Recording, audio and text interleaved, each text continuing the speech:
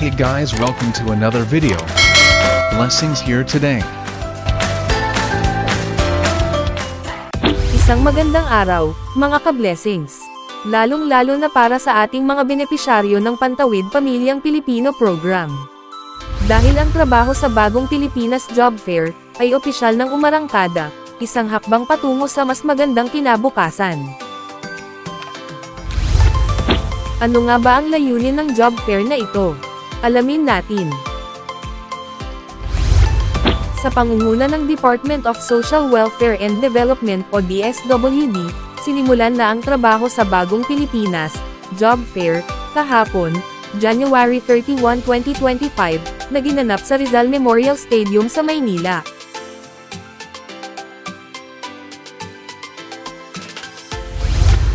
Target nitong matulungan ang halos 12,000 na mga 4-piece beneficiaries na papalabas na sa programa upang makahanap ng trabaho at magkaroon ng mas matatag na kinabukasan. Ang event na ito ay bukas mula alas 10 ng umaga hanggang alas 5 ng hapon. Siyempre, hindi ito magagawa ng mag-isa ng DSWD. Katuwang dito ang Department of Labor and Employment, o DULE, na nagko-coordinate sa iba't ibang kumpanya para sa job openings. Ang TESDA naman, ay may libreng training para sa ating mga job seekers. Samantala, ang Sustainable Livelihood Program ng DSWD, at ang Department of Agriculture ay nagbibigay rin ng iba pang livelihood assistance, para sa ating mga benepisyaryo. Lahat ng ito ay para masiguro na hindi lang trabaho, kundi pang matagalang kabuhayan ang hatid sa ating mga 4-piece graduates. At para mas mapadali ang inyong job application, may 3,000 piso financial assistance ang mga 4-piece members. Kasama na rito ang gastos para sa medical exams at transportation allowance. Napakalaking tulong nito para sa ating mga naghahanap ng trabaho.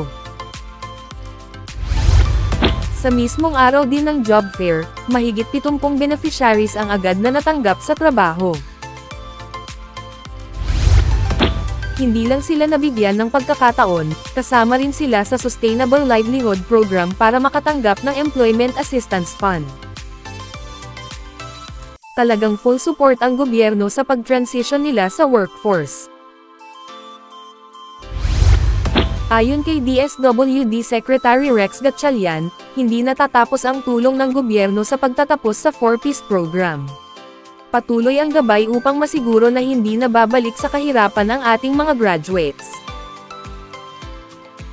Naatasan kami ng ating mahal na Pangulong Ferdinand R. Marcos Jr., para masiguro na yung mga 4-piece graduates natin, o yung mga benepisyaryo na maaring lumabas na sa programa, ay patuloy na masubaybayan ang inyong mga pangangailangan.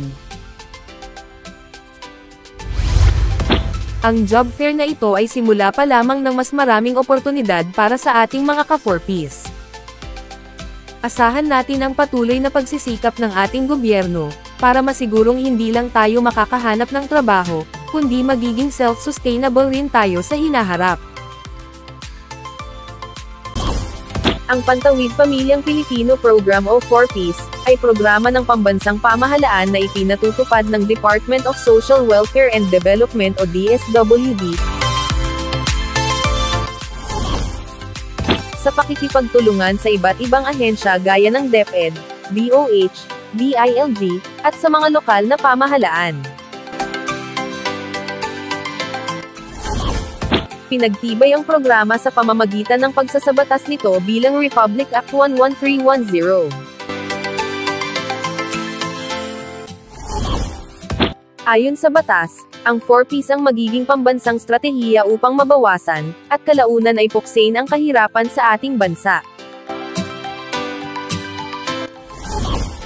Ang 4-piece ay namumuhunan sa human capital ng mga mahihirap na sambahayan, sa pamamagitan ng pagpapabuti sa aspeto ng kalusugan, nutrisyon, at edukasyon ng mga kasapi ng programa. Nagbibigay din ang programa ng psychosocial at psychoeducation intervention sa pamamagitan ng family development session, bilang gabay sa unti-unting pag-unlad at pagpapatatag ng kanilang pamumuhay.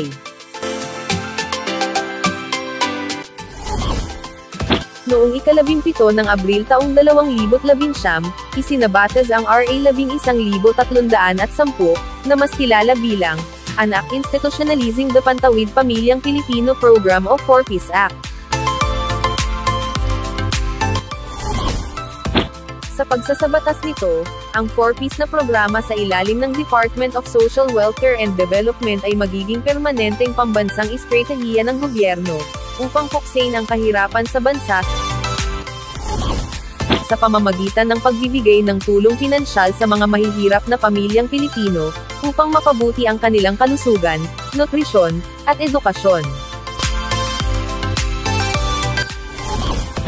Sino-sino ang maaaring maging benepisyaryo ng 4Ps? Ang mga maaaring maging benepisyaryo nito ay mga mahihirap na pamilyang Pilipino, na siyang makakasunod sa mga kondisyon ng programa. Automatikong kasama na sa targeting system na ito ang mga magsasaka, mangingisda, walang tirahan, katutubo, informal settlers, at mga pamilyang nasa malalayong lugar, o geographically isolated and disadvantaged areas.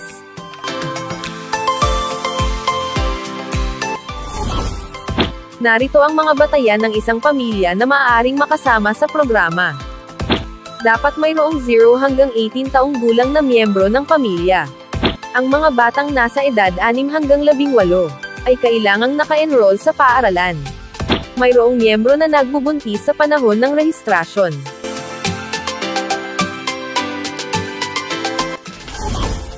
Ang isang kwalipikadong pamilya ay maaari lamang maging benepisyaryo ng programa sa loob ng 7 taon.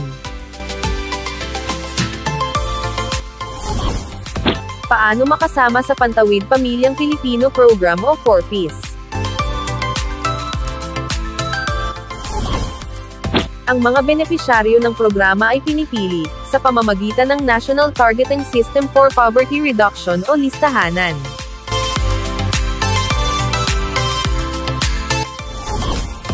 Kung saan sila ay nagbabahay-bahay, upang mag-interview, at makita ang tunay na kalagayan ng isang pamilya. Sa ngayon, ay pinag-aaralan na ng DSWD na magkaroon ng community-based targeting system, na galing sa bawat DSWD regional offices. Maraming salamat po mga ka-blessings.